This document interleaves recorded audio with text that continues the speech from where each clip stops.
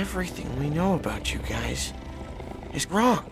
In the world that my character is born into, the Vikings' arch nemesis is this race of dragons that we don't know where they live. They just come and constantly wreak havoc on the island, and so they are the arch enemy. They are the bane of my people's existence, and so the fact that I forge a close relationship with them and actually have more in common with a dragon than I do with any of my own people, that's a big no-no, or at least it starts off as a big no-no.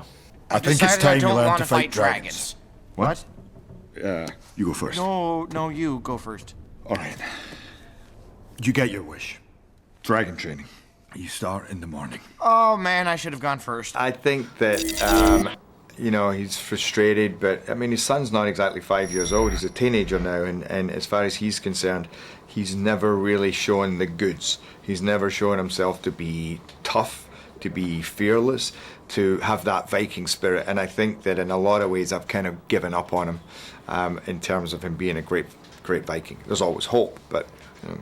If you ever want to get out there to fight dragons, you need to stop all this. But you just pointed to all of me.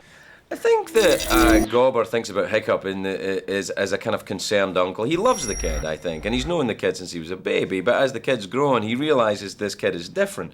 And he's not invested in the same way as STOKCK is about, hey, he must be a Viking chief and he must do all this stuff. You know, I mean, he can, you know, he's a little more relaxed in how and more kind of accepting of how Hiccup is, and therefore is more open to the kid's new ideas about dragons and Vikings. Hiccup! Get me down from here! You have to give me a chance to explain. I am not listening to anything you have to say! Then I won't speak. Just let me show you. Well, I think in the beginning, Hiccup is just a nuisance to her because she's there to get the job done and be #1 teenage Viking dragon slayer. And she's just very focused, and he's sort of a bug who's not doing a very good job. So she doesn't really pay much attention to him. And then he kind of becomes her unlikely competition, and she gets very upset and jealous and confused about why he's so good at what he was so bad at before. And then they kind of like become partners in, you know, in this huge adventure of, you know, defying everything that their world kind of knows to be true. Now get me down. Toothless, down, gently.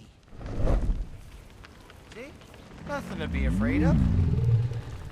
Whoa! Toothless!